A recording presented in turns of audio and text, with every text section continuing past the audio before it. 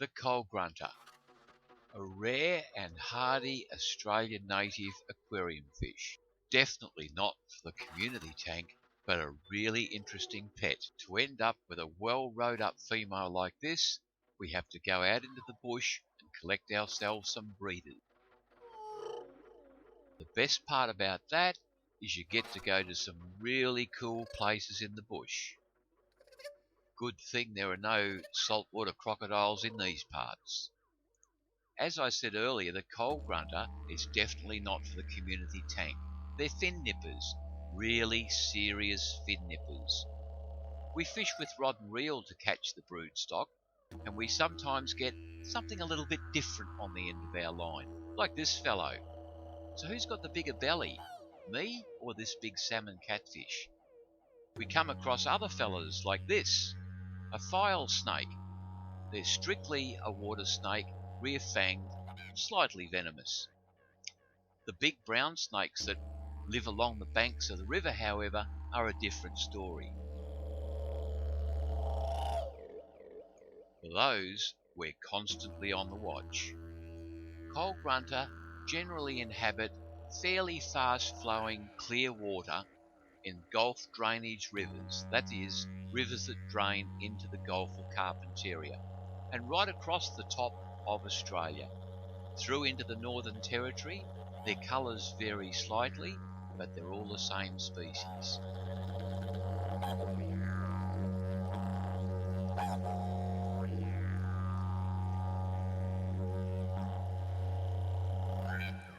Remember I said we use a rod and reel with a really tiny hook. These coal grunter are quite small fish, but they can't resist the little freshwater shrimp that we use for bait. I'm using a frame net here to catch those little shrimp.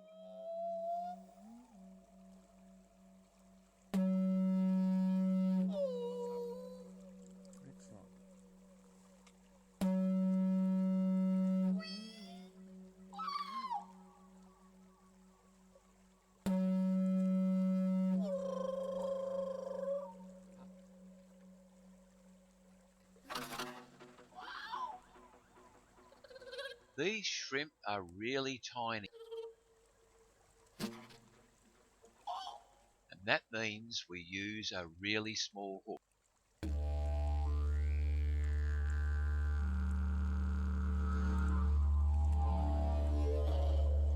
Like most Australian native grunters, they have a really tiny mouth. The hook catches them right in the corner of the mouth. The damage to the fish is minimal.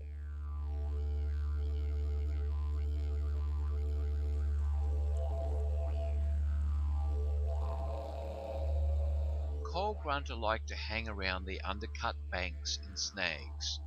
We have to sneak along the bank and find a good little spot where they're hanging out. We watch for them to swim past and then drop a hook baited with a little shrimp right next to them. They just can't resist them, and almost immediately we have a little coal grunter on the line.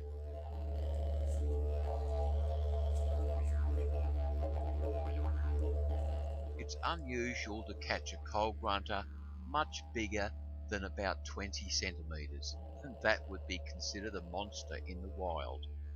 Once we have them back at our farm, we put them in ponds, and guess what?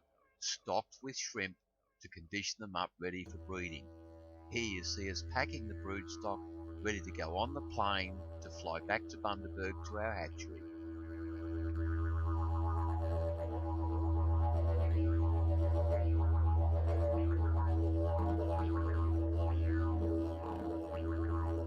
Look how fat they get once they've been in the pond with lots of food. The female at the top is absolutely full of eggs, and the male, well, he's what we call running ripe. We inject the male with a little bit of, well, fish Viagra to make him get a little bit more excited, so when the female's ready to spawn, he's definitely ready. And the end result are fertilized eggs. You can see here that these eggs are eyed up and close to hatching, and now you can see some of them have hatched. Under the microscope, if you watch carefully, You can actually see them wriggling. These are silver perch eggs at the point of hatching. Notice they don't have that distinctive golden colour that coal grunter have. Here are some freshly hatched coal grunter larvae. See what I mean about the gold colour in the body? You don't see that on silver perch or jade perch or many of the other Australian native species. These coal grunter fry are a few weeks old and ready to go out in a plankton pond to grow out for the aquarium shops. And if all goes well, after about 10 weeks, this is what we have. I hope you've enjoyed this short version. Later on, I'll bring you the long version of the coal grunter catching and breeding story.